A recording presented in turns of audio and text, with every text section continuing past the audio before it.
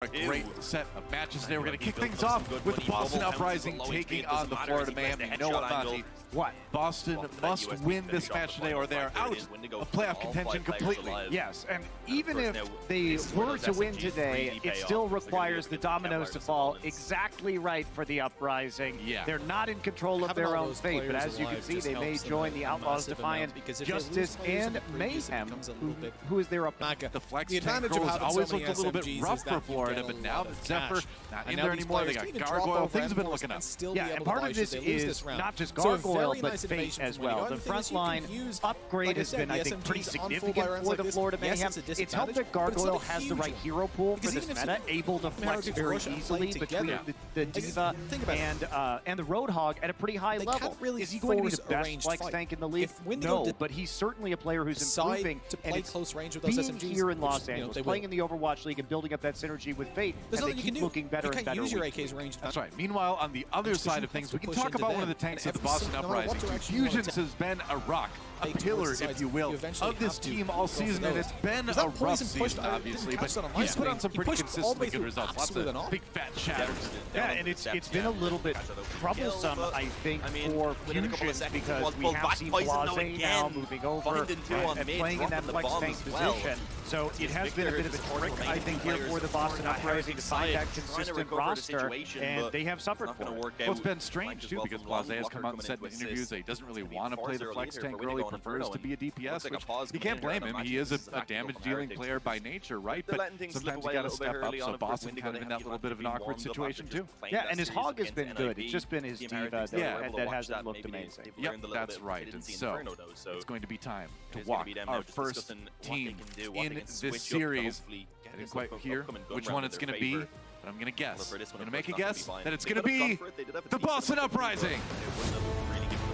I did it! Yes!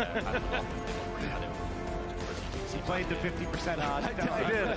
I rolled the dice, and it came up heads this time. That's not a dice. Don't worry about that. The metaphor, however, was snake eyes. That's right. Yep.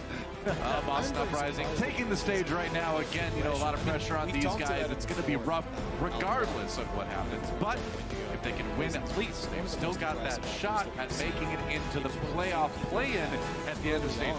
It's going to be so hard, though. The Boston Uprising are currently sitting at the bottom of the league in terms of teamfight win rate at 37.6%, which is pretty atrocious for any team in this league, and it's just been a struggle. And, you know, part of that struggle is something that I have to wonder about the Boston Uprising and what they're doing to themselves, because Persia has been a very weak player at that flex support position. And we know that Aim God is on this roster, and he has overall been a much stronger player throughout the season.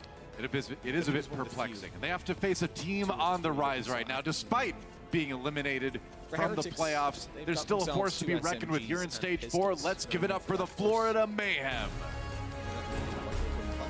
Going in for the forcing, and the force buy down to about 1900 when most players really want to be floating around. They've got a 4-round loss. And as Florida Mayhem take the stage, obviously, we see the likes of David. It goes without saying, it's been a very rough season for these guys, but at least there is a bright spot here at the end, and something for the fans to latch onto going into 2020. Yeah, there have been a couple of things that have happened with Florida. Obviously, if we look at their starting roster right now, they're fielding a tank line that they didn't have at the start of this season. Right. And also, they're now in a meta where they're going to be much more comfortable with many of the players that they did have on this roster, especially Saya player and his abilities on the Widowmaker. Yeah, Saya player, you can just tell by looking at his picture, he just loves life right now. He's just the happiest guy, going around and clicking heads. You know, it's been a fun time for them. Yeah, it has been really good overall for the Florida Mayhem, and they're a team that has been on a pretty consistent rise here in Stage 4. That's right. I think it is a little bit funny / sad a little bit that being a good flex tank is something to be excited about on Florida. You don't have to be great. Good. And like we mentioned earlier, Persia over on the Boston Uprising side of things too is a player that came in, you know, just hasn't been putting up the numbers that we saw from Aim God. And the question remains, you know, as we compare these two right now, where has Aim God gone?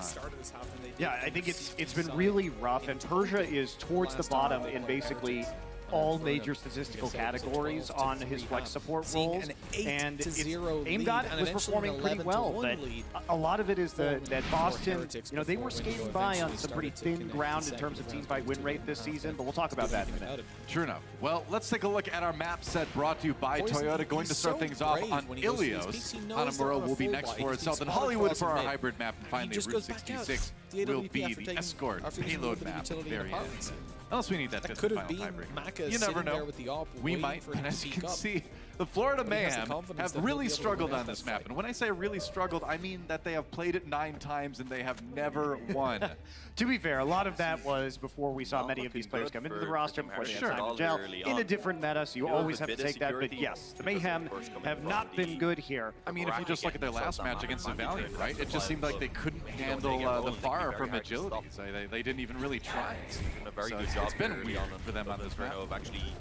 We are going to see the mirror compositions of the May Reaper with the Diva, as has become much of the norm here on these control maps. Nice wall to start things off. The Matrix is there for the Boston Uprising. Yeah, getting right into it already. Boston Uprising taking a little bit of charge on the point here. Fate down to about half health. There's the ice wall. Ooh, nice knockback from Florida as they start to push forward, though. Reese's shields are down, though, but it looks like they nearly got fusions. He's pushed out. The Boston Uprising have to back off.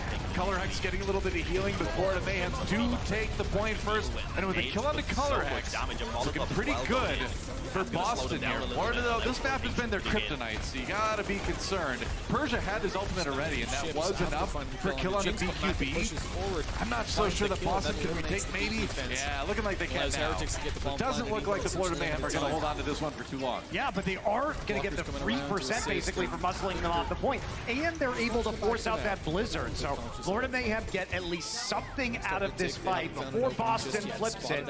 Ultimate's used here by Boston, but because Persia had he knows there's an up there. The coalescence first, he actually charged up nearly another one over the course of that fight. This is good. It's all underloaded and he's not able to do a damn thing. The nice thing is that when you're on the point early like that, and the point is a small room, the things like the healing orb give you so much alt charge so fast. You can kind of utilize this to get a quick ult. You see many players do that. Florida Mayhem coming in, even ults on both sides. A little bit of net for Florida, we'll see. Down.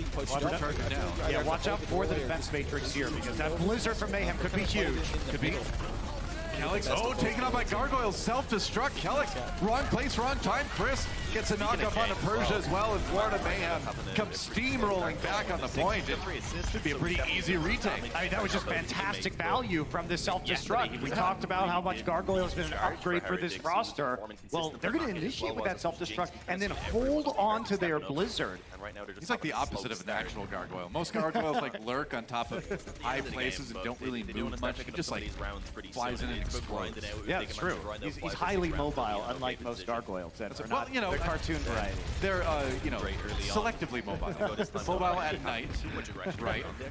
And like they're on top of Thanatos' power. Are they selecting that, or is that they're forced to be that way? Probably forced to be that way. It's some magic thing. I don't really get it. Cartoon is great, though, that way. Player in the meantime as well. Boston Uprising third. There's some ultimates to try to retake. Here comes the self-destruct coming in from Blase, but no kills out of that one right now. Blizzard does come down from Stellar. They've got the Lucio ultimate to contest. BQB taken out, and that does not look. Oh, he faded away. Rough moment there for Hagopin, but he actually got out. Doesn't matter, though, as Boston Uprising gonna retake with ease. BQB held onto that Blizzard for such a long time, and Stellar was able to go ahead and build another one. So Boston Uprising striking first with ultimates in a lot of these engagements and lapping their peers, but they're still behind when it comes to that control percent. Yeah, a little bit. Now they know he's gotta hold on to it, you know?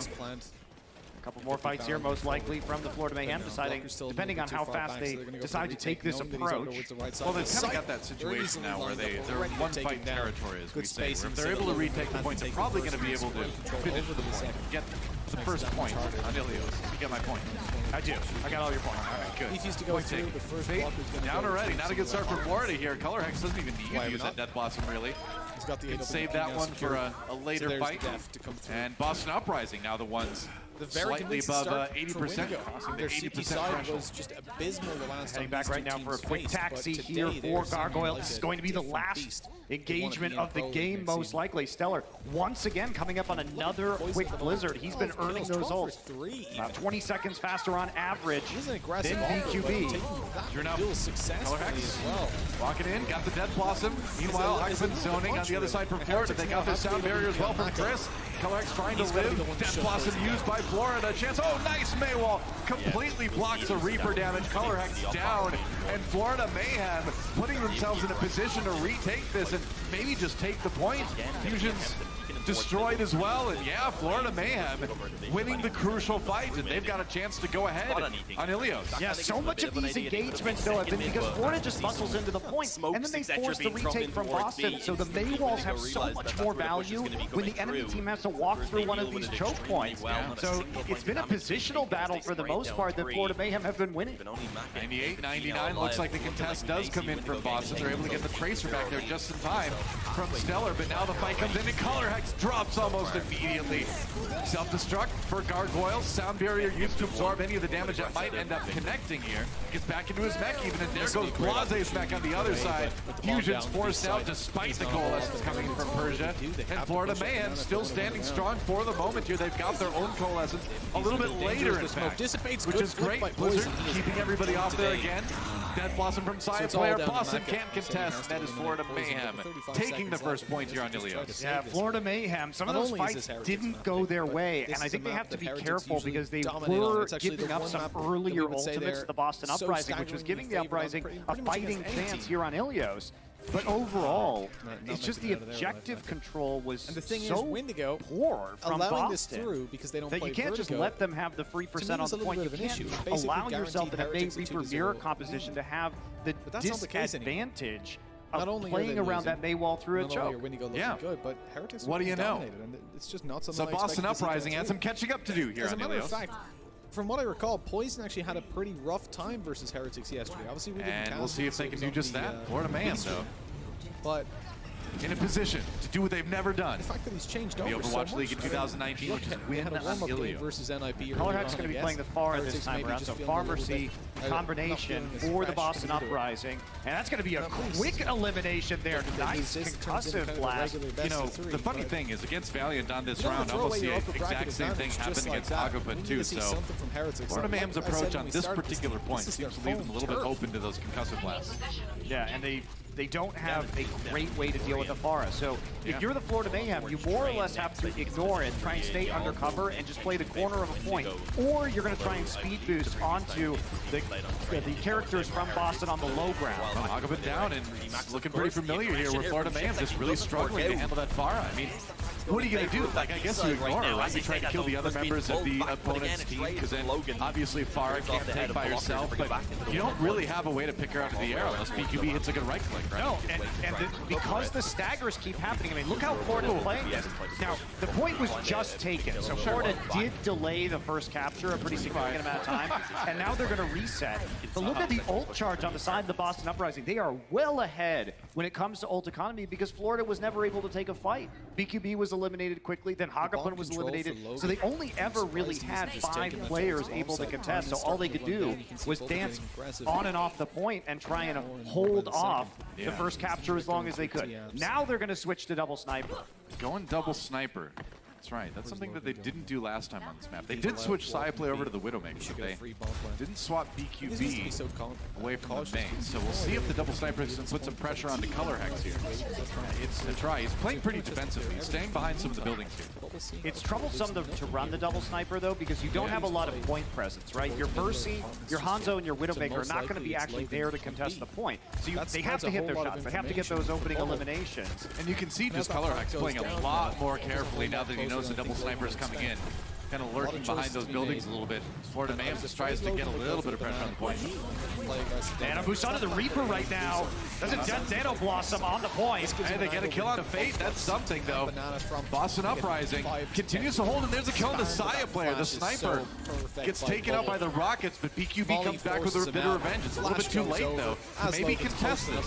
A bold res from Kelix brings Color Hex back up right in the faces of the Florida Mayhem. And just when you thought the res from Florida was going to make a big difference, Color This Hex. is more dominant. They got one sniper, but Heretics had two at last once, time. that's a tough ask for any farm. I mean, you still have to get them off the point, though, and how are you going to do that? There are Reapers back in right now. If you try and rush the Orisa, you're going to be walking into some Reaper shotguns, potentially. We're going to flip it right now. Looks like we're going to see Boston back off. They switched over to the Tracer for Color Hex. They want to get a flanker into the back lines to disrupt these snipers. They give it up, but they're going to be able to recontest right now. Well, that's the thing. You've got a chance to just get right back in there, like you're saying. Color Hex on the Tracer now. Saya players waiting for those shots, waiting for Boston to show their face. Nice shot on the Crossfire. No kidding. That was a nice combo from BQB. Yep, one sniper on either side of the point. They have the infra sight, and Fusion's Ancient all technology alone. and modern technology working together. Isn't that nice? It's a beautiful thing. BQB, a bit of a damage boost from the Mercy as you can hear. All right, so Boston Uprising switching. Gonna play the Hanzo and the Mei right now in concert with each other. So they want to put this is going to do is put a lot of pressure onto the tanks and supports that are actually on the point. Remember, Florida, they're only going to have 3 players who are going to realistically be contesting. So Boston, if they can rush that entrenched position with the Storm arrows, with the Mei, they're going to be in good shape. But they can't lose people like that, especially when they have a Batiste with the Lamp. The Immortality field. Florida Mayhem's going to get even closer, quite a bit closer actually, to taking this round and maybe even taking the map. There goes Fusions as well on the way out. That's a nice little stagger. Heretics are going to take long have to control. deal with now. The thing it's getting annoying. Yeah, getting frustrating for the Boston Uprising. And Florida's doing what they have to do. If you're going to play this style of pick composition, you